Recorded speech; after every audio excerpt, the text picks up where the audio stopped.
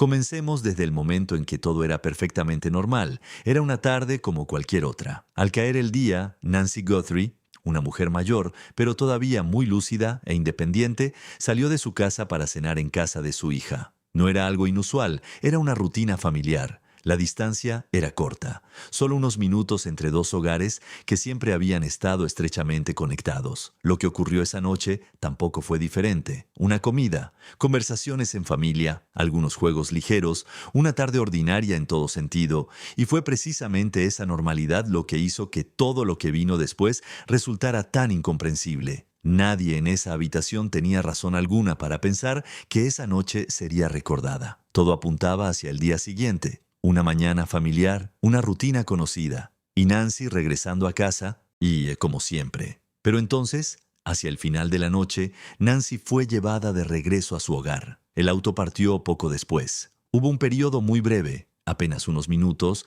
pero esos minutos se convirtieron en el punto más crucial de todo el registro. Fue la última vez que se pudo confirmar que ella seguía en su casa. Los dispositivos de grabación del área lo confirmaron. Los datos del sistema de la puerta también coincidían, y en el preciso momento en que la puerta se cerró, el auto abandonó la zona. Todo lo que vino después fue un vacío sin respuesta. Él se fue, ella se quedó adentro, y desde ese instante apareció una brecha de varias horas, una brecha que hasta el día de hoy permanece sin explicación. Ese es el núcleo de todo este asunto. A la mañana siguiente, cuando Nancy no apareció en su cita habitual, las cosas comenzaron a cambiar. Se reportó la situación y se actuó de inmediato. Las agencias pertinentes comenzaron a trabajar en múltiples frentes de forma simultánea. La zona fue asegurada, se movilizaron unidades especializadas, se contactó a personas en el área para recopilar información, y lo más notable, 2 vehículos fueron sometidos a análisis. El primero era el auto de Nancy, recuperado de su vecindario días después,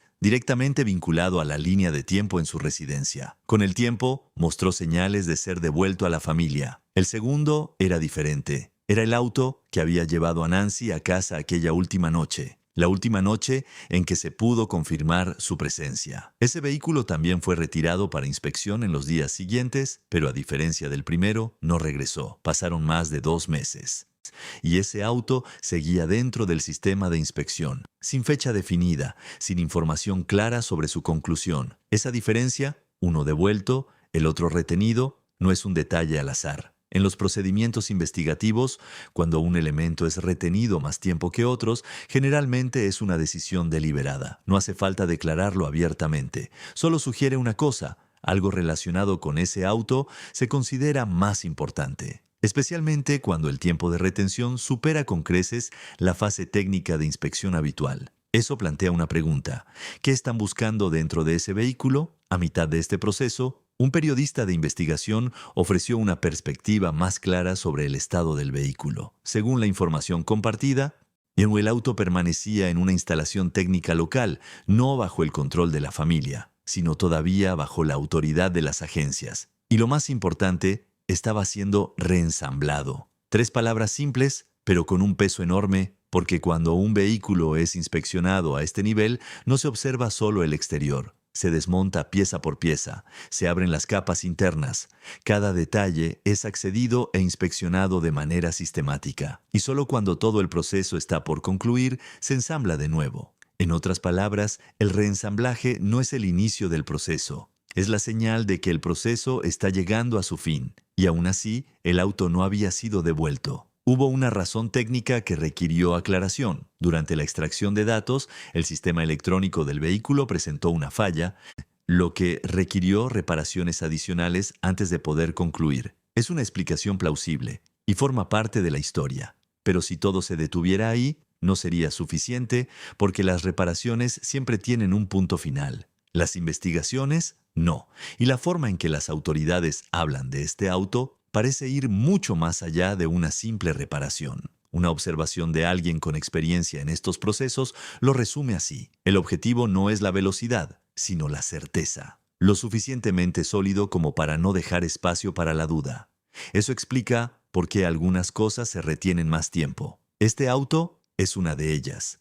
La pregunta ya no es por qué sigue ahí. La pregunta es: ¿qué función está cumpliendo? porque lo que importa puede no ser lo que se ve, sino los datos que contiene, no solo las huellas, sino el viaje completo. Este auto no es simplemente un vehículo, es un registro, y ese registro puede estar guardando la parte más importante de toda esta historia. Según las confirmaciones obtenidas, el sistema instalado en ese tipo de vehículo no necesita que el conductor lo active. Tampoco puede ser desactivado. El sistema siempre está en funcionamiento. Registra todo: ubicación, ruta, cada parada, el tiempo preciso de cada momento. Si ese auto se detuvo en algún lugar durante un periodo crítico, ese rastro ha quedado grabado, no en la memoria de alguien, en los datos: velocidad, aceleración, punto de partida, puertas abriéndose, puertas cerrándose, todo, cada segundo. Y lo más notable es que estos datos no se ven afectados por emociones, presiones ni sesgos humanos. No cuentan la historia, la registran tal como ocurrió, y no se detiene ahí.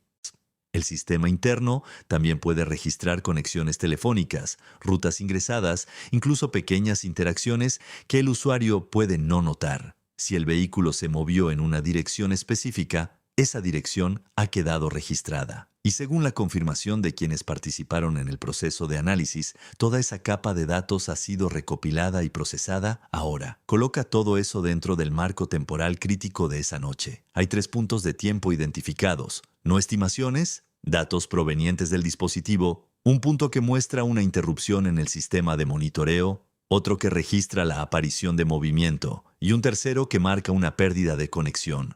3 puntos, un intervalo breve, pero de una importancia extraordinaria. Y la pregunta directa es: durante ese tiempo, ¿dónde estaba el vehículo? ¿Se movió? ¿Estaba estacionado en otro lugar?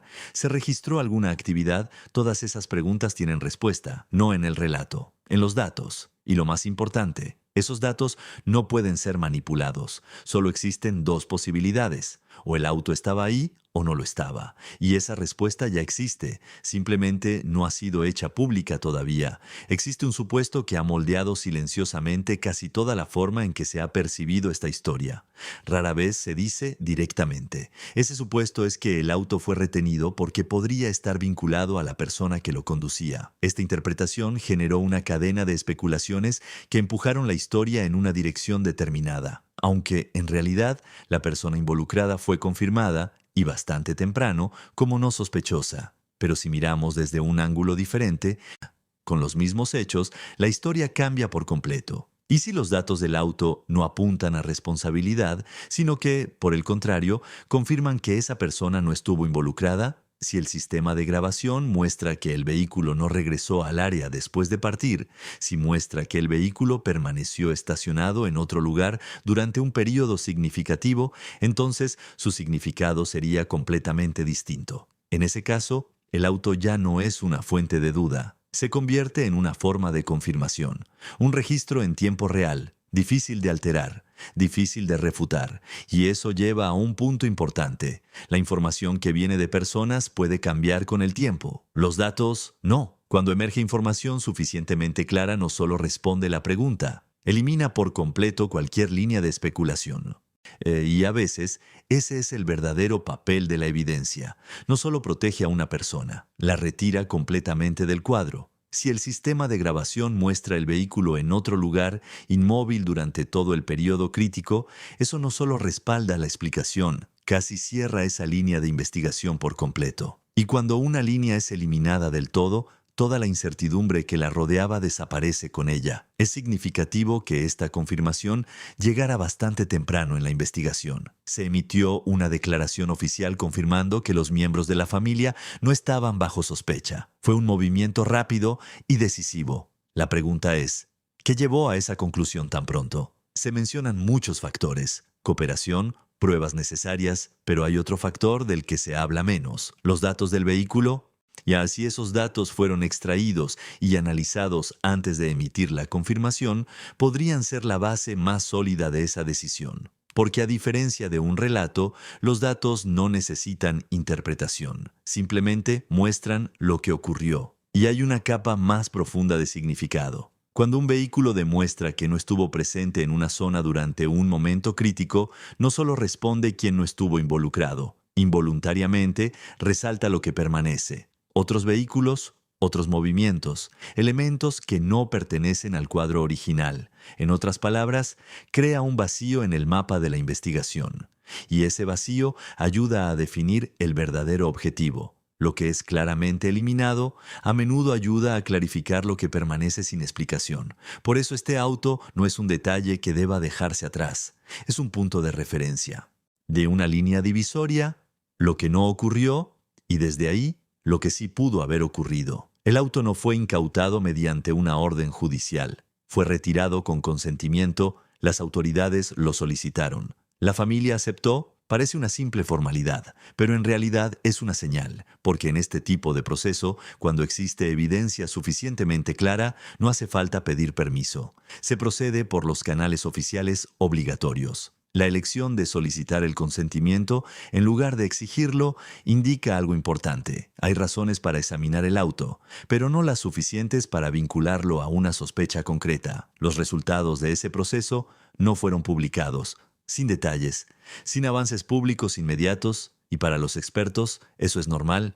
Lo que verdaderamente importa solo emerge cuando es necesario. Y ahora pasemos a otra capa de la historia. Hay 3 marcos de tiempo que no son coincidencia. Han sido mencionados repetidamente durante el proceso de revisión. Uno proviene de datos del sistema, otro de la recolección de información en campo. El tercero es la noche del incidente. Lo notable no son los días en sí mismos, sino el hecho de que todos apuntan hacia un período anterior. Lo que ocurrió antes de esa noche puede haber sido igual de importante que la noche misma. Uno de los marcos de tiempo fue identificado a través de datos del equipo, lo que indica la posibilidad de movimiento cerca del área, mucho antes. El otro proviene de equipos de investigación que buscaban activamente imágenes grabadas en un día específico anterior al incidente, 2 fuentes distintas, 2 marcos de tiempo distintos. Pero ambos apuntando en la misma dirección. No es una coincidencia. Muestra una cosa. Esta historia puede haber comenzado antes de que alguien lo notara. Los 3 momentos no caen al azar. Todos ocurren en fines de semana. Todos caen dentro del periodo inmediatamente anterior al evento. Y cuando los 2 primeros son colocados uno junto al otro, algo comienza a emerger. Si una persona aparece repetidamente en la misma zona, a horas similares, ya no es una coincidencia. Es un regreso. Y un regreso casi siempre viene con un propósito. Cuando eso se repite en múltiples momentos, sugiere otra posibilidad. Pudo haber habido observación. Pudo haber habido preparación. No una reacción inmediata, sino un proceso que venía desarrollándose con anterioridad. Visto así, lo que ocurrió esa noche puede haber sido solo el paso final. Porque con suficiente observación, un patrón emerge gradualmente. Tardes en que los familiares se reúnen, luces que se quedan encendidas más tiempo de lo habitual. Y sobre todo, el momento final, cuando todos se van, el auto abandona el área, el espacio queda en silencio y una sola persona permanece. Si alguien lleva el tiempo suficiente observando, ese momento no es una sorpresa, es una señal. Y aquí está el punto a considerar. En las secuencias de eventos, la última persona en aparecer en la línea de tiempo es siempre la primera en ser notada, no por la evidencia, sino por la secuencia. Pero si alguien había entendido esto de antemano, entonces el momento elegido puede no haber sido al azar. Puede haber sido seleccionado precisamente porque creaba una línea de tiempo que podía resultar confusa. Si es así, este auto no se trata solo de una noche. Se trata de cómo las cosas fueron preparadas con anticipación. Volviendo a la pregunta original, ¿por qué sigue ahí ese auto? Hay más de una respuesta. Hay un elemento técnico, hay un elemento procesal, pero hay otro más importante: preservar evidencia para una etapa posterior, no para el presente, sino para el momento en que todo sea plenamente considerado. Y si los datos del auto efectivamente eliminan una línea de duda, su valor no está en mostrar lo que ocurrió. Está en eliminar lo que no ocurrió. En un caso como este, eso es extraordinariamente importante, porque cuando una pista es completamente descartada, toda la atención se desplaza hacia lo que queda. El auto no es la respuesta, es el límite, una frontera que clarifica la historia. Y en este punto, Y aún una cosa es cierta, lo que verdaderamente importa aún no ha sido revelado. Este canal fue creado para brindar información, perspectivas y análisis sobre noticias de crimen en curso, basadas en fuentes confiables y de acceso público. Si este contenido te resultó útil, no olvides darle like al video y suscribirte para apoyar el canal. Tu apoyo es lo que nos motiva a seguir ofreciendo contenido mejor y más valioso cada día. Gracias por ver y por ser parte de este camino.